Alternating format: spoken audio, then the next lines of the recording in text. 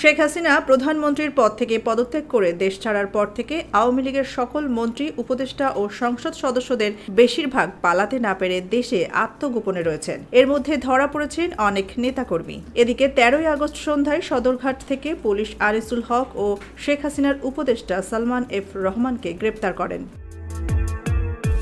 ১৪ August আদালতে হাজির করা হয় দুজনকে। এই খবরে বুধবার সকাল ১১টা থেকে ঢাকার সিএমএম আদালতের সামনে অবস্থান নেন আইনজীবীরা। সেখানে আনিসুল হক ও সালমান এফ রহমানের শাস্তির দাবি জানিয়ে স্লোগান দিতে থাকেন তারা। সে সময় কোনো আইনজীবীর হাতে ডিমও দেখা যায়। আদালত চত্বরে প্রবেশের প্রধান ফটকের সামনে একদল মানুষকে ঝাড়ু হাতে বিক্ষোভ করতেও দেখা যায়। প্রায় বিকেল ৫টার পর সেনাবাহিনীর একটি দল ও বিজেপির সদস্যরা এসে আদালতের সামনে অবস্থান নেন। এরপর সন্ধ্যা ৬:৩০টার দিকে আনিসুল হক ও সালমান এফ রহমানকে বিপুল সংখ্যক পুলিশ ঘিরে রেখে আদালতের হাজতখানায় আনেন। মাথায় পুলিশের হেলমেট ও বুলেট প্রুফ জ্যাকেট পরিয়ে দুজনকে আদালতের এজলাস কক্ষে থাকা লোহার খাঁচার ভেতর তোলা হয়। এ সময় তাদের নিরাপত্তার জন্য খাঁচার ভেতর দাঁড়িয়েছিলেন ৫ পুলিশ সদস্য। বিএনপি সমর্থক আইনজীবীরা এ সময় ক্ষোভ প্রকাশ করে আনিসুল হক ও সালমান এফ রহমানের দ্রুত শাস্তির দাবি জানান। প্রায় ১০ মিনিট ধরে এই আইনজীবীরা স্লোগান দেন। বেশ কয়েকজন আইনজীবী লোহার খাঁচার দিকে তেড়েও যান। ভেতরে থাকা আনিসুল হক ও সালমান এফ রহমানকে এ সময় বিমর্ষ দেখা যায়।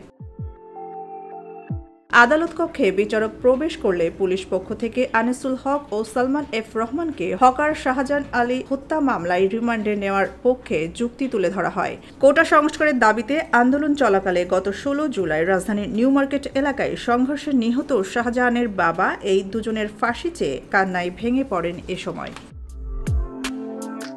রিমান্ড আবেদনের পক্ষে যুক্তি শুনে বিচারক দুজনের ১০ দিন করে রিমান্ড আবেদন মঞ্জুর করেন। এরপর তাদের নেওয়া হয় আদালতের হাজতখানায়। আদালতে আনিসুল হক ও সালমান এফ রহমানের পক্ষে কোনো আইনজীবী ছিলেন না। এমনকি আত্মপক্ষ সমর্থন করে তারা আদালতে কোনো বক্তব্যও দেননি।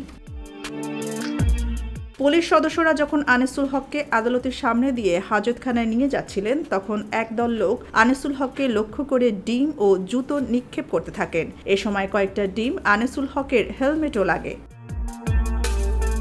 আনিসুল হক ও সালমান এফ রহমানের শাস্তি চেয়ে স্লোগান দিতে থাকেন তারা। রাত ৮টার পর দুজনকে প্রিজন ভ্যানে করে মিন্টো রোডে ডিবি কার্যালয়ে নেওয়া হয়।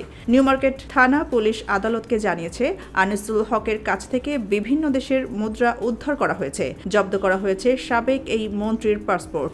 একইভাবে সালমান এফ রহমানের কাছ থেকেও বিদেশি মুদ্রা পাওয়া গেছে। জব্দ করা হয়েছে তার মুঠোফোন ও ৬টি পাসপোর্ট। সোনিয়া খান, খবর সংযোগ।